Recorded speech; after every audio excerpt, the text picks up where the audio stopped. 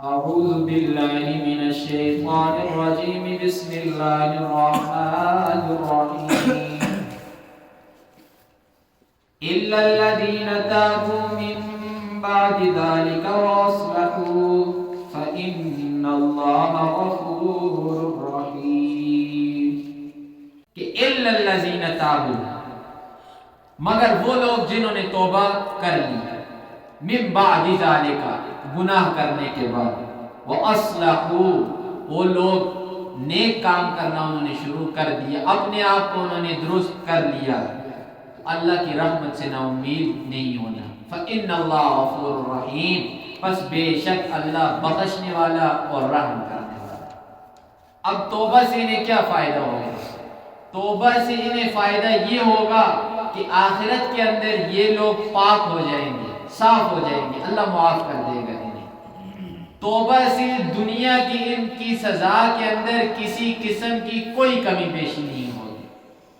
زانی ہے، زنا اس کے اوپر ثابت ہو چکا ہے، اب گواہی بھی ہو چکی ہے، اب اگر وہ سارا دن توبہ کرے تو اس کی توبہ اسے اس کی حد سے بچا نہیں سکتی۔ اسی طریقے سے ایک تہمت لگانے والا ہے، اب تہمت اس کے اوپر ثابت ہو گئی، اب اس کے بعد وہ سارا دن اگر توبہ کرے تو حد اس سے ثابت نہیں ہوگی۔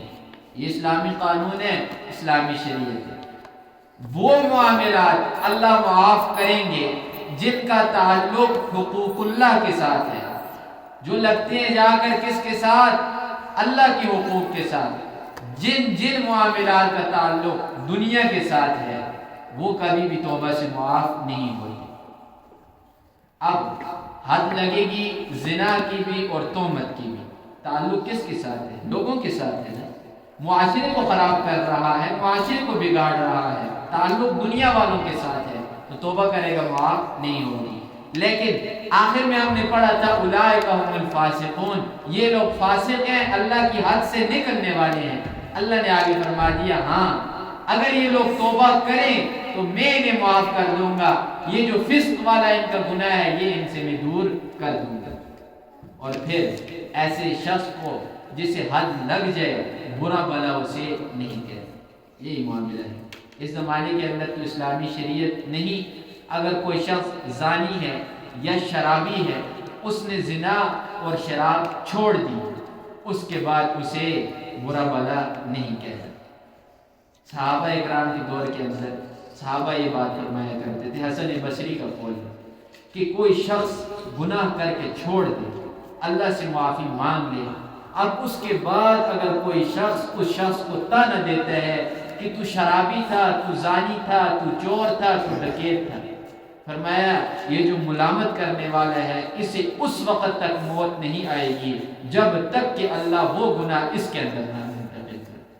یہ بہت بڑا گناہ ہے کہ کسی شخص نے ایک کام چھوڑ دیا ہے اور چھوڑنے کے بعد دوبارہ آپ اسے وہ کام یاد کروا رہے ہیں، یہ تو بہت بڑا گناہوں میں سے ایک گناہ ہے۔ فرمایا الا الذین تابوا مگر وہ لوگ جنہوں نے توبہ کر لی۔ یاد رکھ لی دنیا کے اندر شرک بھی، شرک سمیت کوئی دنیا کے اندر ایسا گناہ نہیں جس سے انسان توبہ کرے وہ گناہ معاف نہ ہو جائے۔ یہ اللہ کا قانون اور دستور ہے، اللہ ہر گناہ کو معاف کرتے ہیں، یہاں تک کہ اگر مشرک اپنے شرک سے توبہ کر لے اللہ اسے معاف کر دیتے ہیں۔ من بعد ذالک یہ گناہ کرنے کے بعد اگر توبہ کرے وَأَصْلَحُوا اور یاد رکھیں کہ توبہ کرنے کے وقت انسان کی نیت کے اندر یہ بات اگر آ گئی کہ پھر کروں گا، اللہ ایسی توبہ کو قبول نہیں کرے۔ توبہ کی شرائط میں سے سب سے پہلی شرط یہ ہے کہ انسان کے دل کے اندر ندامت ہو، اپنے کیے کے اوپر، اپنے گناہ کے اوپر شرمندگی ہو۔ جب شرمندگی ہوگی تو دوسری شرط یہ ہے کہ وہ اپنے آپ کو درست کرے، اس کے بعد اس گناہ کا خیال بھی اپنے دل کے اندر نہ لائے۔ ایسی جب انسان توبہ کرے گا فإن اللہ غفور، پھر بے شک اللہ بخشنے والا اور رحم کرنے والا۔ پچھلی صورت کے اندر تفصیل سے یہ مضمون گزرا تھا کہ توبہ والا شخص اللہ کو پسند ہے اور جو شخص توبہ نہیں کرتا وہ اللہ کو پسند نہیں ہے۔ اگرچہ انسان گنہگار ہے، گناہوں کے اندر مبتلا ہے، لیکن رات دن اللہ سے معافی مانگ رہا ہے، توبہ کر رہا ہے، یاد رکھ لیں کہ ایسا شخص اللہ کا محبوب ہے، اللہ کو یہ پسند ہے۔ لیکن ایک شخص ہے، تہجد گزار ہے، نمازی ہے، پرہیزگار ہے، لیکن اللہ سے توبہ نہیں کر رہا، اللہ سے معافی نہیں مانگ رہا، یاد رکھ لیں یہ بدبخت شخص ہے۔ اللہ کو پسند ہی وہ شخص ہے جو توبہ طائب ہو، ہر وقت اللہ سے معافی مانگتے رہے۔ محمد رسول اللہ صلی اللہ علیہ وسلم سے کون سا گناہ ہوا ہے؟ کوئی گناہ ان سے ہونے کی امید بھی نہیں تھی، لیکن پھر بھی 70 مرتبہ کم از کم رسول اکرم صلی اللہ علیہ وسلم استغفار کیا کرتے تھے۔ تو معافی مانگنا بہت ہی ضروری ہے، گناہ ہو رہے ہیں یا نہیں ہو رہے ہیں۔ آگے پہلے تو عام عورتوں کا تذکرہ تھا نا، کہ کوئی کسی عام راہ چلتی عورت اجنبی عورت کے اوپر تہمت لگا دے، یا کوئی اجنبی عورت کسی مرد کے اوپر تہمت لگا دے، یہ اس کا معاملہ تھا۔ اب آگے میاں بیوی کے مسائل آگے فرمایا والذین، اور وہ مرد، وہ لوگ یرمون ازواجہم، جو تہمت لگاتے ہیں اپنی بیویوں کے اوپر، ولم یکن لہم شہداء، اور وہ نہیں پاتے ان کے خلاف کوئی گواہ، الا انفسہم، مگر اپنے آپ کو۔ یہ گھریلو معاملات ہوتے ہیں۔ اب خالد اگر کسی کی اپنی بیوی کے اوپر الزام لگا رہا ہے یا حقیقت اس نے دیکھی ہے، تو محلے سے تو 4 آدمی لے کر وہاں پر پہنچ نہیں سکتا، اس لیے یہاں اس کے لیے گنجائش دی ہے، اگر گواہ نہ ہو تو یہ خود گواہی دے گا۔ اس کی گواہی دینے کا طریقہ کیا ہے؟ فرمایا وَلَمْ يَكُنْ لَهُمْ شُهَدَاءُ إِلَّا أَنفُسُهُمْ، مگر یہ اپنے آپ ہی گواہی دے سکتے ہیں۔ تو یہ کیسے گواہی دے گا؟ فَشَهَادَةُ أَحَدِهِمْ أَرْبَعُ شَهَادَاتٍ، پس اس کی جو شہادت ہوگی، أَرْبَعُ شَهَادَاتٍ بِاللَّهِ، یہ 4 شہادتیں دے گا، اپنی زبان سے 4 قسمیں کھائے گا۔ کیسے کھائے گا؟ قاضی کے سامنے آئے گا، آنے کے بعد کہے گا میں اللہ کی قسم کھاتا ہوں، میں سچا ہوں، میں نے اپنی بیوی کو بدکاری کرتے ہوئے دیکھا، یہ قسم کھائے گا۔ دوسری مرتبہ پھر قسم کھائے گا، اللہ کی قسم میں سچا ہوں، میں نے اپنی بیوی کو بدکاری کرتے ہوئے دیکھا۔ تیسری مرتبہ پھر یہی الفاظ دہرائے گا، چوتھی مرتبہ پھر یہی والے الفاظ دہرائے گا، اللہ کی قسم میں سچا ہوں، میں نے اپنی بیوی کو بدکاری کرتے ہوئے دیکھا۔ 4 قسمیں کھائے گا اللہ کے نام کی۔ 5ویں قسم کیا؟ اِنَّهُ لَمِنَ الصَّادِقِينَ، اور یہ کہے گا کہ میں سچوں میں سے ہوں، سچا ہوں۔ 5ویں مرتبہ کیا کہے گا؟ وَالْخَامِسَةُ، اور 5ویں مرتبہ کہے گا أَنَّ لَعْنَةَ اللَّهِ عَلَيْهِ، کہ اللہ کی لعنت ہو اس کے اوپر، إِن كَانَ مِنَ الْكَاذِبِينَ، اگر وہ جھوٹوں میں سے۔ 5ویں مرتبہ یہ قسم کھائے گا کہ میرے اوپر اللہ کی لعنت ہو اگر میں جھوٹ بول رہا ہوں، میں سچ کہہ رہا ہوں، میری بیوی کو، میں نے اپنی بیوی کو بدکاری کرتے ہوئے دیکھا۔ یہ لعان کا طریقہ ہے۔ اب عورت کیسے دفع کرے گی اپنے آپ سے؟ اسے لعان کہا جاتا ہے نا۔ اب عورت اپنے آپ سے اس کو دفع کرے گی کہ یہ میرے اوپر تہمت لگا رہا ہے، جھوٹ بول رہا ہے، کیسے کہے گی؟ وَيَدْرَوْ عَنْ الْعَذَابِ، عورت سے دور کرے گا عذاب کو، یعنی سزا کو، ان تشہد، یہ بات دور کرے گی، تشہد کہ وہ گواہی دے، 4 شہادات باللہ، 4 مرتبہ اللہ کے نام کی قسم کھا کر گواہی دے۔ وہ بھی ایسے کہے گی اللہ کی قسم میرا مرد جھوٹا ہے، میں نے کوئی زنا نہیں کیا۔ 4 مرتبہ یہ والی قسم دہراتی جائے گی قاضی کے سامنے پورے الفاظ کے ساتھ، اِنَّهُ لَمِنَ الْكَاذِبِينَ، اور یہ کہے گی کہ بے شک میرا جو خاوند ہے وہ جھوٹوں میں سے۔ لیکن 5ویں مرتبہ والخامسۃ، 5ویں مرتبہ کہے گی ان غضب اللہ علیہا، کہ میرے اوپر اللہ کا غضب ہو، اللہ کی لعنت ہو، ان کان من الصادقین، اگر میرا شوہر سچا ہے۔ یہ طریقہ کس کا ہے؟ قسم کا ہے۔ جب میاں بیوی کا معاملہ یہ والا قاضی کے پاس آ گیا، انہوں نے یہ قسمیں کھا لی، اب کیا ہو گیا؟ دونوں کے اندر جدائی ہو جائے گی۔ یہ لعان کرتے ہی دونوں ایک دوسرے سے جدا ہو جائیں گے، اب ان کا نکاح والا معاملہ نہیں رہا، طلاق ہو گئی ختم، 3 طلاقوں کے ساتھ۔ اب عورت اپنی عدت گزارے، مرد اپنے لیے نیا نکاح کر لے، اب یہ دونوں آپس میں نہیں رہ سکتے۔